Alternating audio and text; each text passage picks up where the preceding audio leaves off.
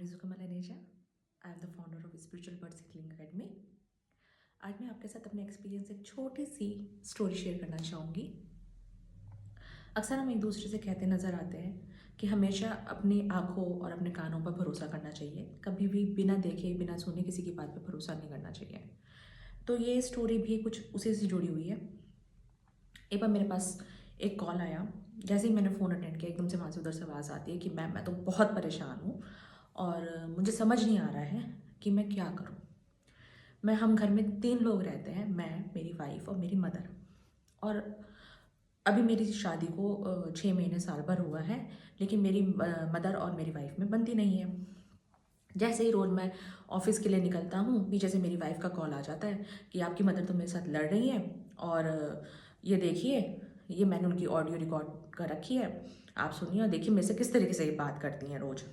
और जब मैं शाम को जाके अपनी मदर से पूछता हूँ तो मेरी मदर कहती हैं कि बेटा मैंने तो ऐसा कुछ भी नहीं कहा, ये मुझे भड़काती है, ये मुझे बोलती है, तो मैं आगे से मैं बोलती हूँ। और मैम जिस तरह से रोज़ मैं वो सुनता हूँ और वो बातें मैं देखता हूँ, तो मुझे भी लगता है कि कहीं ना कहीं मेरी मदर की गलती है, लेकिन पहले वो ऐसी नहीं थी। लेकिन अब मुझे समझ नहीं आ रहा है कि रोज़ रोज़ झगड़ों से मैं भी इतना परेशान हो चुका हूँ और मुझे भी समझ नहीं आ रही है चीज़ें कैसे मैं अरेंज करूँ, और क्या मुझे अलग हो जाना चाहिए अपनी मदर से, क्योंकि रोज़ रोज़ लड़ाई झगड़े से अच्छा है कि शांति के लिए मैं अलग हो जाता हूँ उनसे। तो मैंने जब उनके कार्ड्स खोले, कार्ड्स मतलब उनके टैरो कार्ड्स मैंने उनके खोले, तो जो मदर के कार्ड्स थे और जो वाइफ के कार्ड्स थे, कार्ड्स दोनों के ही बहुत अच्छे नहीं थे।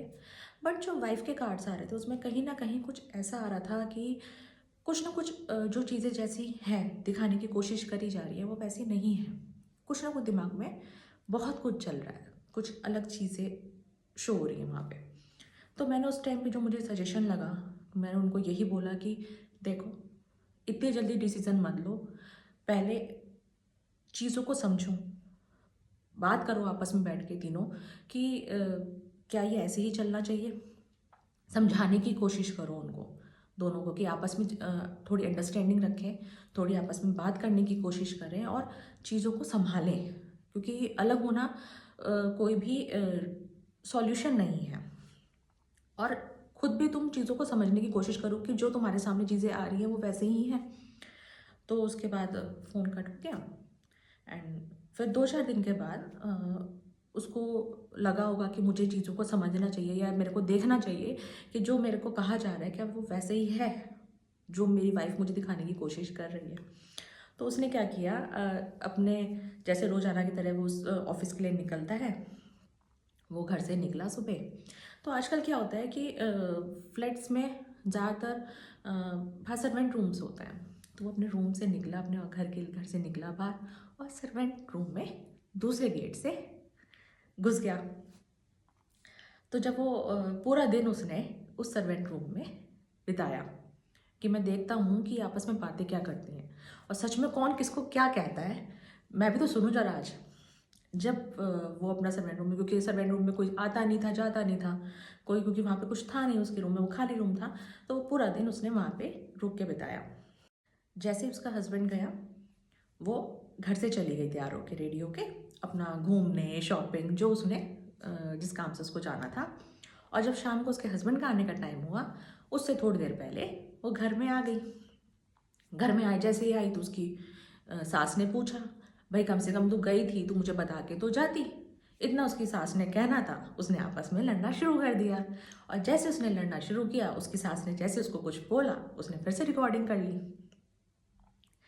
फिर उसके बाद जाके वो अपने रूम में लेट गई। थोड़ी देर बाद उसका हस्बैंड आता है, वहीं से वो अपने सर्वेंट रूम से निकला उधर से और वो घर में एंटर हो गया। वो घर में एंटर होने के बाद अपने रूम में गया। जब रूम में गया तो वो देखता क्या है कि उसकी वाइफ तो बेड पे लेटी हुई थी, ब्लैंकेट ओढ़ा हुआ था और उसका एकदम से रोना शुरू, उसकी वाइफ का। हाय मेरे तो सिर में सुबह से इतना दर्द है, मेरी तो तबीयत इतनी ख़राब है, मुझे इतनी देर बुखार हो रहा है, मैंने तो माँ जी से बोला मुझे तो 1 गिलास पानी दे दो, मुझे दवाई खानी है। और माँ जी ने तो मुझे कह दिया मैं क्या तेरी नौकरानी हूँ जो तुझे मैं पानी दूंगी है, मैं तो नहीं रह सकती इस घर में, मेरे बस का तो है नहीं। इतना सुनना था। जो उसके हस्बैंड को जो गुस्सा आया, वो जो बोला हुआ, अब उसने कहा अच्छा तुझे बुखार हो रहा है, तू तो सुबह से घर में भी नहीं थी, तू तो सुबह से घूमने गई हुई थी। इतना सुनना था। और उसके तो होश उड़ गए उसकी वाइफ के कि अरे ये इन्हें कैसे पता कि मैं घर में नहीं थी। अच्छा, आपको तो माँ जी ने लगाया होगा, इन्होंने कहा होगा आपको आग लगा के, मैं तो सुबह से कमरे से निकली ही नहीं हूँ। उसने कहा ये देख, रोज तू मुझको ऑडियोज़ भेजती थी ना, आज मैं तुझे सुनाता हूँ। जब उसने सुनाई वो चीज़ें, उसके पैरों में से ज़मीन निकल गई कि ये आज क्या हो गया, जो रोज़ मैं करती थी आज इन्होंने कैसे कर दिया। तो मेरा ये स्टोरी बताने का सिर्फ इतना ही मतलब है कि हमें कभी भी कोई डिसीज़न लेने से पहले, किसी के लिए कोई प्रतिक्रिया बनाने से पहले 100 बार सोचना चाहिए। जब हम किसी के बारे में कुछ सुन रहे हैं, ज़रूरी नहीं है जो हम सुन रहे हैं, जो हमें सुनाई दे रहा है वो हमेशा सही हो। क्योंकि हम कई बार एकदम से सुन के एकदम से इतनी जल्दी प्रतिक्रिया अपनी दे देते हैं कि अरे नहीं वो तो ये चीज़ सही नहीं है, या वो इंसान सही नहीं है, या जो उसने किया वो सही नहीं है, अरे मैंने तो अपनी आंखों पे देखा था, या मैंने अपने तो कानों से सुना था, वो तो सच में ऐसा ही है। तो ज़रूरी नहीं है कि जो आपको दिखाया जा रहा है, जो आपको सुनाई जा रहा है वो हमेशा सही हो। तो अपने डिसीज़न लेने पे भी हमें हमेशा 2 बार सोचना चाहिए। जब हम एक पहलू को देख रहे हैं तो उसका हमें दूसरा पहलू भी हमेशा देखना चाहिए। ऐसे में क्या होता है, हम एकदम से डिसीज़न ले लेते हैं और हमारे जो अच्छे खासे रिश्ते होते हैं वो टूट जाते हैं, प्रॉब्लम्स आ जाती हैं उनमें। और फिर बाद में जब हमें उनकी सच्चाई पता चलती है तो हमें अपनी गलती पे एहसास होता है कि अरे मैंने तो उस टाइम पे ये चीज़ तो मैंने सोची नहीं, और मैं तो उसे पहले से ऐसा जानता था, वो तो ऐसा कर ही नहीं सकता था, लेकिन तब भी मैंने उसकी बात पे भरोसा नहीं किया। तो हमें हर चीज़ पे 2 बार सोचना चाहिए। इससे से जुड़ी हुई एक स्टोरी मैं आपको अगली बार फिर सुनाऊंगी।